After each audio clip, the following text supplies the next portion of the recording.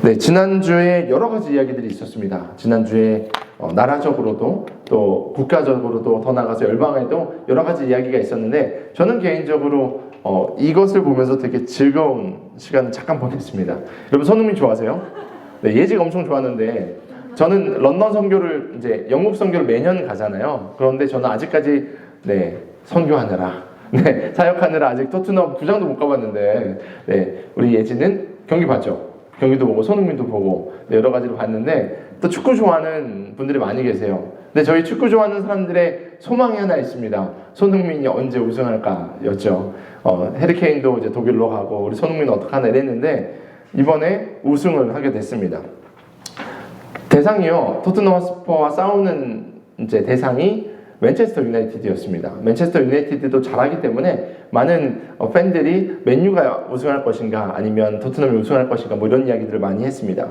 손흥민이 2010년에 함부르크로 들어와서 축구를 쭉 했어요. 그런데 다 해봤거든요. 뭐 골도 많이 넣어봤고 또 많은 사람들에게 칭찬도 받고 주장까지 했는데 아직 못한 게 있었는데 바로 우승이었습니다.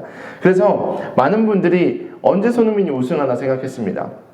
준결승까지 간 적도 있었고요. 결승까지 간 적도 있었고요. 그런데 그 중에 다친 적도 있었고요. 아니면 분통을 터뜨리면서 게임에서 진 적도 많이 있었습니다.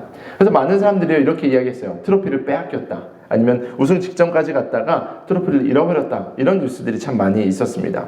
특히 토트넘이라는 구단은요, 17년 동안 우승이 없었던 구단입니다. 그래서 이번 경기에서 우승이요, 더욱더 큰 감격과 기쁨이 되었던 것 같습니다. 손흥민 선수가 그렇게 아버지 품에서 울더라고요. 그리고 팬들도 손흥민을 보면서 막 우는 모습을 봤습니다. 어린아이처럼 저 기뻐하는 모습을 보면서 정말 저 우승 트로피 갖고 싶었구나 라는 생각을 하게 됐습니다. 혹시 여러분도 이런 경험 있으세요? 너무 간절히 원했는데 그 원하는 것을 찾았던 경험, 아니면 그것을 받을 수 없는 환경 가운데 있다가, 아니면 너무 아끼던 것을 잃어버렸다가 다시 되찾았을 때의 여러분이 느꼈던 그 기쁨을 제가 질문하는 겁니다. 그때 기쁨과 안도와 환희와 그 여러 가지 감정들을 혹시 기억하십니까? 이 서두에 이야기한 손흥민과 토트넘 팬들처럼 여러분이 그 기억하는 잃어버림을 찾았던 그 감격과 같은 이야기가 오늘 본문에 기록되어 있습니다. 저희 부부가요, 이제 하와이 DTS를 받고 나서 아프리카 스와질랜드, 지금 이제 킹덤 오브 에스와티니 왕국이라고 불리는데 그곳에서 여러 가지 선교 사역을 했던 경험이 있습니다. 저희 팀이 함께 사역을 했었는데요. 팀이 함께 했던 사역들은 뭐 교회 사역은 당연히 했고요. 집회도 했었고요. 또 여러 가지 교도소 사역도 했었습니다. 그리고 학교 사역을 많이 했었는데 그 중에 저에게 가장 터치가 됐던 사역이 있는데 그것은 바로 고아원 사역이었습니다. 스와질랜드 이 에스와티니 왕국은요, 유일한 아프리카의 군주제 국가입니다. 아직도 왕이 있어요. 그리고 왕비가 있는 그런 국가입니다. 그런데 이 국가가요, 교육이 좀 잘 되지 않아서 에이즈 발병률이 세계에서 가장 높은 국가입니다.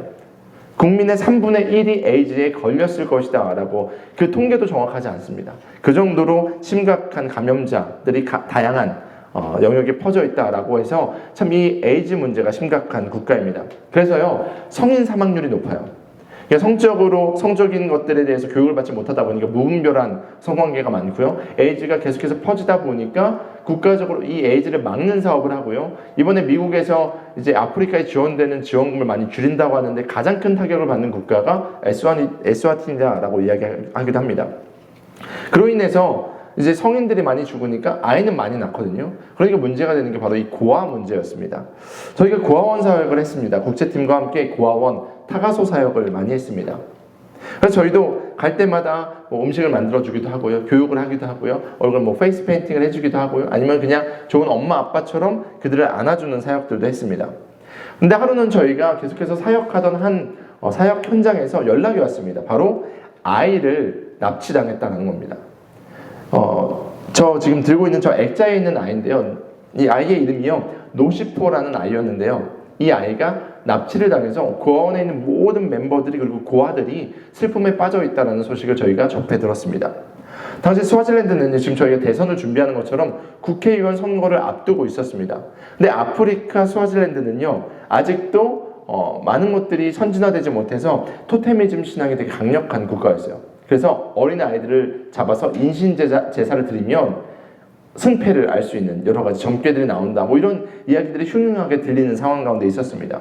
뉴스를 틀어도요, 아직도 인신매매 관련된, 특별히 어린아이 인신매매 관련된 뉴스가 실제로 뉴스에서 저희가 있을 때 막 나오고 있었습니다.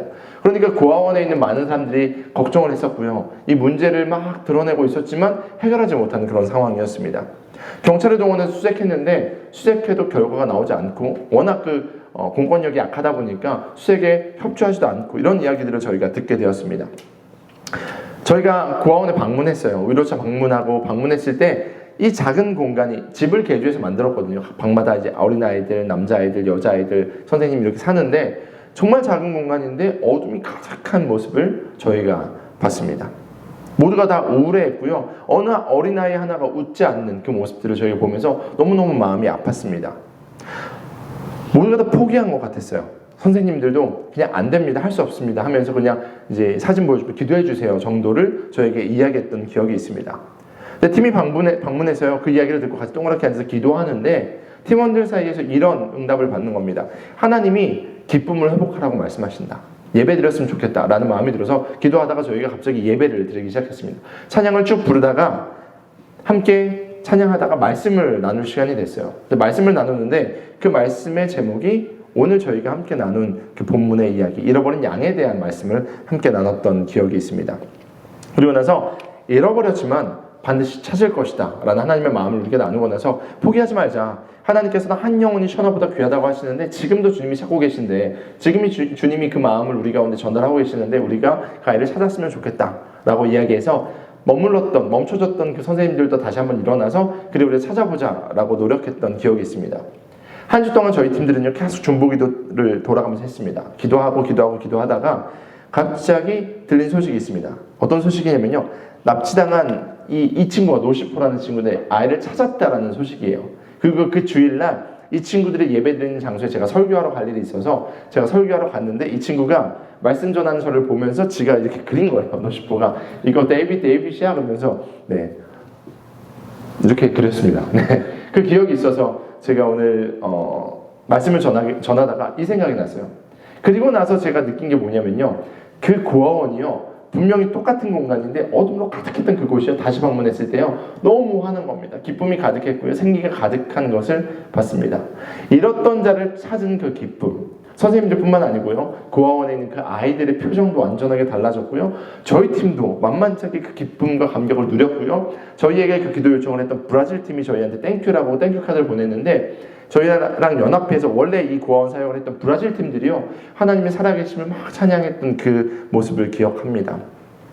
사랑하는 여러분, 여러분은 무엇을 소중하게 생각하십니까? 그리고 그 소중한 것을 지금 잘 간직하고 계십니까? 만약에 그것을 잃어버렸다면 여러분은 어떻게 하시겠습니까? 어디까지 찾아보시겠습니까? 어떤 마음으로 그것을 찾아보시겠습니까? 오늘 본문은요 예수님이 직접 비유로 하신 말씀입니다. 성서학자들은요 함께 읽은 이 누가복음 15장을요 이렇게 이야기합니다. 복음 중에 복음의 중류수다라고 표현하기도 합니다. 저는 이 말에 동의합니다. 왜냐면요 이 누가복음 15장에 있는 세 가지 비유는요 하나님의 마음을 잘 대변해주는 그런 본문이기 때문입니다. 우리는 지금 두 가지 비유를 읽었습니다. 잃어버린 양, 잃어버린 드라크마. 그런데 누가복음 15장에는요 한 가지 비유가 더 있습니다. 바로 잃어버린 아들에 대한, 탕자에 대한 이야기가 기록되어 있습니다. 그렇다면 예수님께서 왜 세 가지나 비유하시면서 이 말씀을 전하셨을까요? 예수님이 비유하셨다는 것은요 듣는 청자로 하여금 잘 이해할 수 있도록 하나님의 마음을 전달하신 건데 왜 세 가지 비유를 통해서 우리 가운데 말씀하셨을까요? 왜 잃어버림이라는 타이틀로, 잃어버림이라는 키워드로 세 가지를 말씀하셨을까? 우리는 한번 생각해 볼 만합니다. 잃어버렸다는 것은요 몇 가지를 전제합니다. 바로 먼저 소유권에 대한 부분입니다. 분명히 소유자가 있었다라는 것이죠. 잃어버렸다는 것은요 소유자가 있었음에도 불구하고 그것을 잃어버린 상태를 우리는 잃어버렸다라고 말하죠. 뭘 잃어버렸죠? 양을 잃어버렸고요, 드라크마를 잃어버렸고요, 한 아들을 잃어버립니다. 또 상태에 대한 것을 생각할 수 있죠. 원래는 주인과 함께 했는데 그 주인과 함께 했던 그곳으로부터 이탈되었다. 그러면 우리는 잃어버림이라는 단어를 사용합니다. 또 중요한 부분이 있는데요, 소유자의 반응입니다.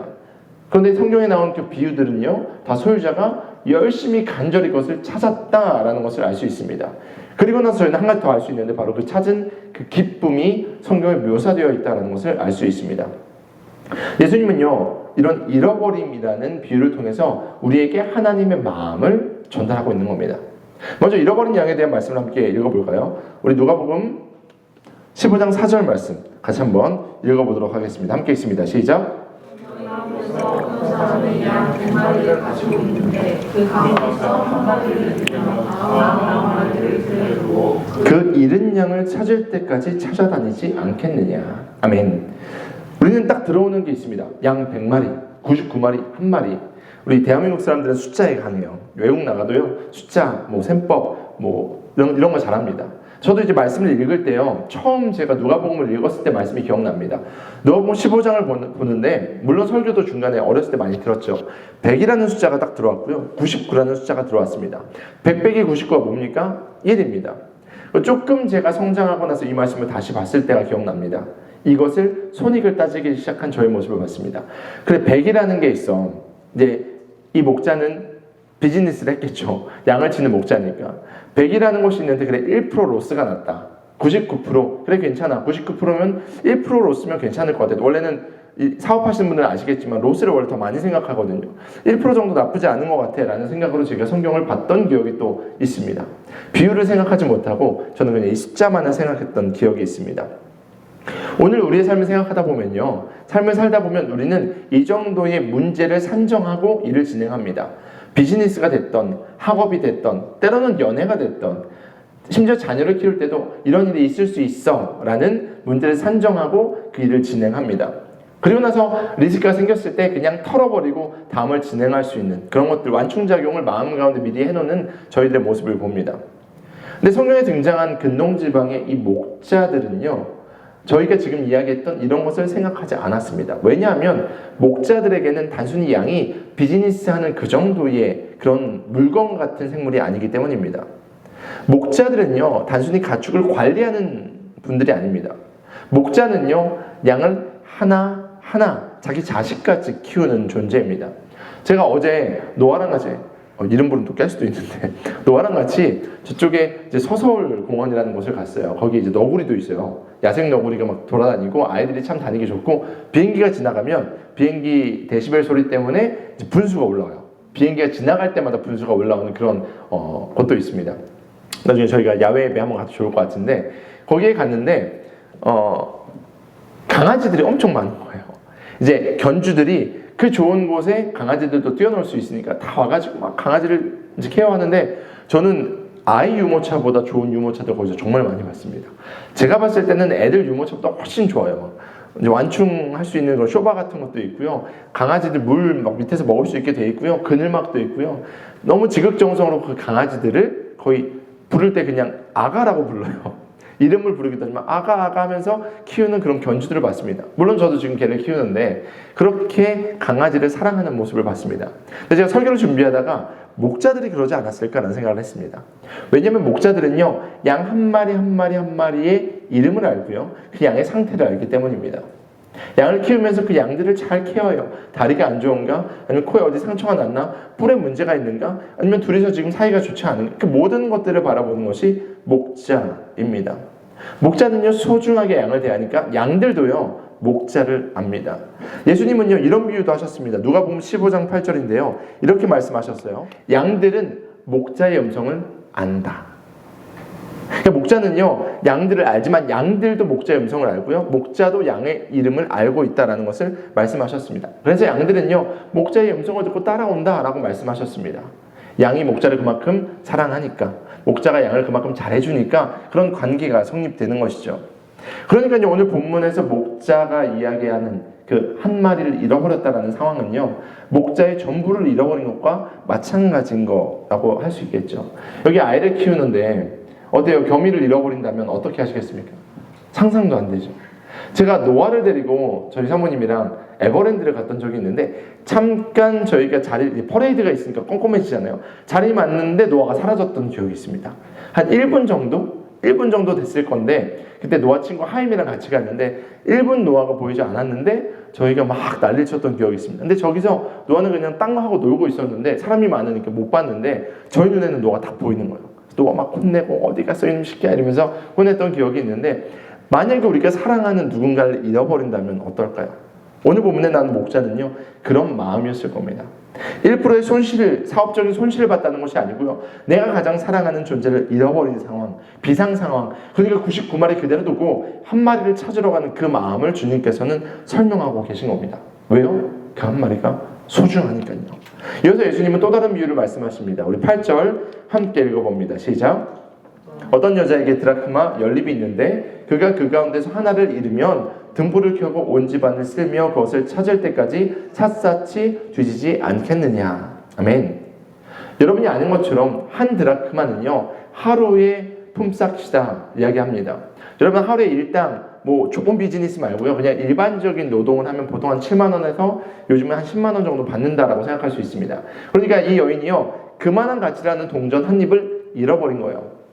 물론 7만 원, 10만 원 귀한 겁니다. 그것만 있어도 참 너무 감사하겠는데, 여러분 지갑을 잃어버린 적 있으십니까? 저는 종종 물건을 잘 잃어버립니다. 사모님이 뒤에서 목사님 저거 챙겨야죠 라고 이야기할 때가 있습니다. 그럼 챙겨서 가는데 챙겨주는 사람이 없을 때 제가 지갑을 잃어버렸던 기억이 있어요. 현금이 얼마 있었고 막 카드가 있고 여러 가지 주민등록증이 있는데 지갑을 잃어버렸을 때 저는 이렇게 딱 뒤지지 않았던 것 같습니다. 길가에서 잃어버렸으니까 돌아가는데 없네? 아쉽다. 아깝네. 이 정도 생각했죠. 그러니까 현금을 그냥 포기하고 카드를 재발급받고 신분증을 재발급받았던 기억이 있습니다. 지갑 소중하지만 어쩔 수 없지 다른 지갑 사야지. 이게 저의 반응이었습니다. 근데 성경에 나온 이 여인은요, 한 드라크마를 그렇게 생각하지 않았습니다. 왜냐하면 이 드라크마는요, 특별한 이야기가 있기 때문입니다. 근원지방에서 여인은요, 결혼을 전제로 한 교제를 할 때요, 남자로부터 선물을 받습니다. 바로 이 드라크마를 선물로 받습니다. 이 그림에 나온 것처럼 드라크마 10개를 이어 만든 머리 장식이나 아니면 허리 장식, 이런 장식품을 선물로 받습니다. 그러니까 드라크마를 받았지만 드라크마를 받은 것이 아니라 한 남자의 마음을 선물로 받습니다.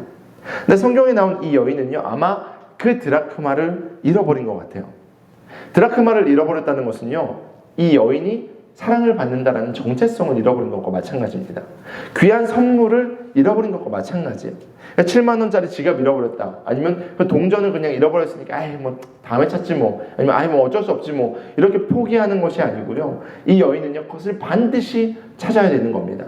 그러니까 집안에 있는 모든 가구를 다 끄집어내고 쓸고 닦고 하면서 동전 드라크마를 찾아내는 것, 그런 것이죠. 웨딩 반지를 잃어버린 것과 같다라고 생각하시면 좋을 것 같습니다. 잃어버렸는데 어쩔 수 없지 라고 이야기하는 것이 아니고 손해봤다 이 정도가 아니고요. 지금 하나님께서 우리 가운데 주는 이 이야기는요, 하나님이 애타게 찾는 그 마음을 우리 가운데 설명하고 있다라는 겁니다. 그분은요, 한 영혼을 잃어버렸을 때 괜찮아, 어쩔 수 없지 다른 거 챙기면 되지 이렇게 생각하시는 것이 아니고요, 하나도 놓치지 않고 싶어 하시는 그 마음을 우리 가운데 설명하고 계신 겁니다. 그렇게 찾은 게 누구일까요? 바로 저와 여러분입니다. 그분은요, 자꾸 찾으셔서 먼저 저를 만나셨고요, 자꾸 찾으셔서 여러분을 먼저 만나셨고요, 그리고 나서 이 마음을 우리 가운데 말씀하시는 겁니다. 하나님은요, 한 마리 양보다, 한 마리 드라크마보다 하나 드라크마보다, 그리고 한 아들보다 더 귀한 그 영혼을 우리 가운데 말씀하는 겁니다. 그리고 그 영혼이 우리 가운데 돌아왔을 때, 그 영혼이 주님께로 돌아왔을 때를 말씀하시는데 10절 이렇게 말씀하십니다. 함께 읽습니다. 시작.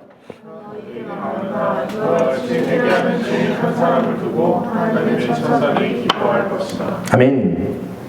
천사들이 기뻐할 것이다.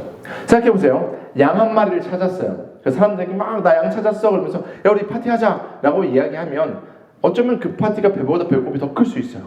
양의 가치보다 파티 벌이는 그 돈이 더 많이 들 수도 있습니다. 드라크마 찾았습니다. 야 친구들, 내가 한턱 쏠게. 드라크마 찾았어 라고 이야기했을 때 이 드라크마의 값어치보다 때로는 베푸는 게 더 클 수도 있습니다. 근데 이 잔치를요, 호화롭게 벌이는 겁니다. 왜요? 너무 귀한 거 찾았으니까요. 축구에서 경기에서 우승컵을 들었습니다. 우승컵에 들어간 비용이 있겠죠. 이 우승컵의 가치보다 우승했다는 그 상황이 너무 기쁘니까 카퍼레이드를 런던에서 하는 겁니다. 그게 바로 기뻐하는 방식인 거죠. 여러분이 예수님을 믿고 돌아왔을 때 하늘에선 잔치가 벌어졌습니다. 그런데 주님께서 말씀하십니다. 너희 못지않게 지금 잃어버린 영혼이 있는데 그 영혼에 대한 가치를 너희가 알았으면 좋겠어. 사랑하는 여러분, 하나님을 사랑하십니까? 저는 하나님을 참 사랑합니다. 왜냐하면 저를 살려주셨기 때문이죠. 하나님을 저는 너무 사랑합니다. 왜냐? 그 사랑하는 하나님께서 사랑하는 여러분을 우리 공동체에 보내주셨기 때문이죠. 그렇다면 우리는 그 사랑하는 하나님께 어떻게 반응해야 될까요? 지금도 그 사랑하는 하나님이 바라보고 있는 한 영혼이 있습니다. 잃어버려서 그 양을 잃어버려서 동동거리시는 그 발걸음이 있습니다. 지금 드라크마를 잃어버리셔서 온 사방팔방 빛을 비추면서 찾고자 하는 그 마음이 있습니다. 그렇다면 우리는 이 말씀을 들으면서 이런 질문을 해야 되는 거죠. 그렇다면 나는 지금 뭐를 찾고 있지? 난 지금 뭐에 더 가치를 두고 있지? 지금 뭐를 소중하게 생각하면서 살아가고 있지? 우리는 분명히 하나님의 말씀을 비춰서 우리를 돌아보야만 합니다. 예수님은 분명하게 지금 비유로 말씀하셨어요. 한 마리 양, 한 마리 드라크마, 한 아들을 찾기 위해서 목자는 온 들판을 돌아다니고 있고, 여인은 집안 구석구석을 뒤지고 있고, 아버지는 아들 올 때까지 그 언덕에서 아들을 바라보고 있다. 그리고 나는 하늘 보좌를 버리고 너희를 위해서 이 땅에 왔다. 그렇다면 우리는 지금 어디를 바라보고 있어야 될까요? 교회는 무엇을 해야 될까요? 자, 교회를 개척하면서 여러 가지 고민을 합니다. 그리고 여러 가지를 배워갑니다. 교회 안에서 성도들에게 좋은 것들을 해주기 위해서 목회자들이 많이들 노력합니다. 그런데 정작 성도들을 향한 목회자의 마음은 있지만 하나님이 세상을 향한 마음은 교회가 어떻게 받아들이고 있는가, 저는 고민하게 됩니다. 사랑하는 여러분, 우리 가운데 그 하나님의 마음이 임하길 소망합니다. 저에게 그 하나님의 마음이 강력하게 임하길 소망합니다. 우리 비욘드에게 그 하나님의 마음이 임하길 소망합니다. 오늘 함께 읽은 누가복음 15장 말씀은요, 단순히 하나님께 사랑을 감동적으로 야 너희들 이런 존재였어를 이야기하신 것이 아니고요, 이 말씀을 듣는 청자인 바리새인과 율법 학자들에게 하신 말씀입니다. 그러니까 그들은요 이미 하나님의 말씀을 잘 알고 있었어요. 어쩌면 가장 좋은 자리에서 하나님을 예배하는 그런 예배를 드리는 자들이었을 수 있습니다. 그런데 그들은 하나님의 말씀은 지식적으로 알고 있고 하나님에 대해서 이제 여러 가지 법칙을 지키면서 예배는 드리지만 정작 그 예배의 주인 되시는 하나님의 마음은 제대로 알지 못하는 자들이었습니다. 그런데 이 말씀은요 그들을 훈계하기 위한 말씀이 아니고요, 그들을 초청하시는 하나님의 초청장이다라는 것을 기억하셨으면 좋겠습니다. 저희가 같이 탕부 하나님을 이제 함께 스터디하고 있는데, 탕자 이야기가 아니라 탕부 하나님이다 저희가 함께 나누면서 결국 우리는 둘째 아들이 아니라 첫째 아들의 모습일 수 있고, 우리는 결국 그 아버지의 마음으로 둘째를 대해야 된다, 뭐 이런 것들을 나눴습니다. 오늘날 우리에게 하나님이 말씀하십니다. 너희가 바리새인 아니냐? 너희가 율법학자 아니냐? 너희는 지금 좋은 공간을 받았어. 너희는 먼저 복음을 받았어. 너희는 구원받았어. 너희는 문제 생기면 기도하고 해결받고 너희는 마음의 가벼움을 느끼고 있어. 근데 세상에 있는 사람들은, 내가 잃어버린 그 양떼들은, 내가 잃어버린 드라크마는, 내가 잃어버린 내 아들은 어떻게 할래? 라는 말씀이 우리 가운데 들려줘야만 합니다. 하나님은 지금도 그 한 영혼을 찾고 계십니다. 하나님의 자녀가 되기를 원하시고요, 그 영혼이 회복되기를 원하시고요, 그 영혼에게 소망이 있음을 알려줄 사람들을 찾고 계십니다. 비욘드 모든 가족 여러분, 사랑하는 비욘드 가족 여러분, 우리에게 그 마음이 있습니까? 우리 가운데 그것을 고민하는 시간들이 있습니까? 잃어버림에 대한 안타까운 마음으로 되찾기 원하는 그런 마음이 있습니까? 하나님의 잃어버림은요 사실 우리의 잃어버림입니다. 여러분의 가족, 여러분의 친구, 여러분 주변에 있는 누군가, 아니 우리가 알지 못하지만 우리가 반드시 가서 전해야 되는 그 복음을 들어야 되는 그 한 사람, 그 마음을 우리가 깨닫길 소망합니다. 말씀을 준비하면서 제 마음 가운데 품고 있는 전도 대상자, 그래서 제가 계속해서 만나는 친구가 있는데 그 친구에 대한 안타까움이 막 생기기 시작하는 겁니다. 그리고 그 친구한테 막 문자를 하기 시작했어요. 그러면서 제가 이런 생각했습니다. 하나님은 내가 주님께 돌아올 때까지 얼마나 안타까우셨을까? 내가 지금 이 친구를 보면서 안타까운데. 그러면서 또 생각이 들게 됩니다. 내가 이 친구를 안타까워하지만 하나님은 지금 더 안타까워하고 계시는구나. 하나님의 마음이 내 가운데 조금 내가 깨닫게 되어서 이렇게 안타까워하는구나. 그러니까 우리 아버지는 얼마나 안타까워하실까? 주님, 제가 그 마음을 시원하게 해드릴게요. 그 마음에 안타까움을 풀어드릴게요. 라는 마음이 제 가운데 임하기 시작했습니다. 사랑하는 여러분, 우리가 기쁘고 즐거울 때 파티하잖아요. 행복할 때 즐거운 시간 보내잖아요. 하나님은요 그 시간을 보내고 싶어 하십니다. 누구와 함께? 저와 그 영혼과 함께, 여러분과 그 영혼과 함께, 우리 모두가 그 파티의 자리에 함께 참여해서 그 기쁨을 맛보기를 원하십니다. 그렇다면 이제 우리는 그 잃어버린 것을 찾아야만 합니다. 말씀을 마무리하면서 우리가 결단하기를 원합니다. 혹시 주변에 그런 영혼들이 있습니까? 아니면 혹시 여러분이 그런 존재입니까? 아직도 주님 앞에 더욱더 깊이 나아가지 못하고 잃어버린 양처럼 목자 가까이 없이 떠돌고 있습니까? 그렇다면 이제 우리는 돌아와야만 합니다. 그리고 그 영혼을 찾아와야만 합니다. 내일은 아니에요.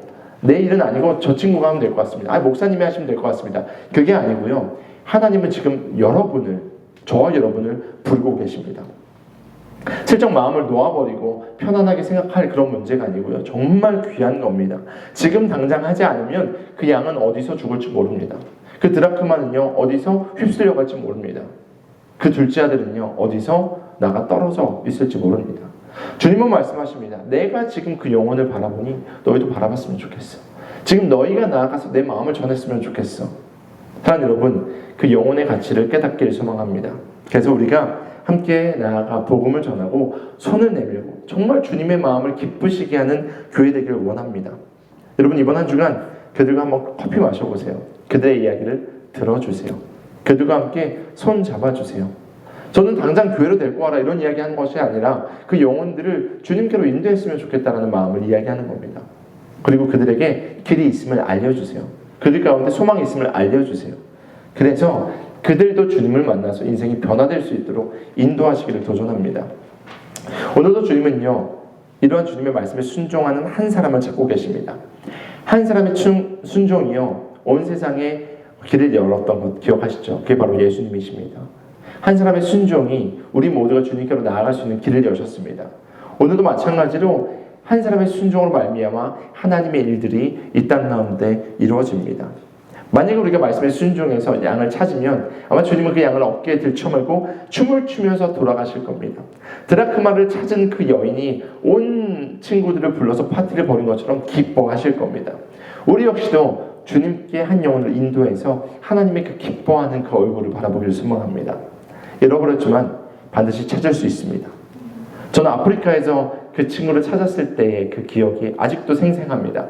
그리고 제가 떨리는 마음으로 말씀을 전했을 때 그 친구가 앞에서 말씀드리면서 제 얼굴을 그려줬던 그 사건을 잊지 못합니다. 주님은요, 지금도 그 한 영혼을 찾고 계십니다. 우리 함께 찬양하면서 결단했으면 좋겠습니다. 주님, 내가 그 순종한 한 사람 되어서 주님의 마음을 기쁘시게 하겠습니다. 그리고 그 영혼들에게 소망을 전달하는 존재 되겠습니다. 안타까워하는 마음을 주십시오. 이 정도는 됐어. 이 정도면 됐어. 난 아니면 되지 뭐. 난 아니야. 다른 사람이 할 거야. 이렇게 우리가 외면하는 것이 아니라 정말 안타까워하는 아버지의 마음을 내 가운데 부어주시고 간절히 찾게 하옵소서. 우리 함께 찬양하며 결단하며 나갔으면 좋겠습니다.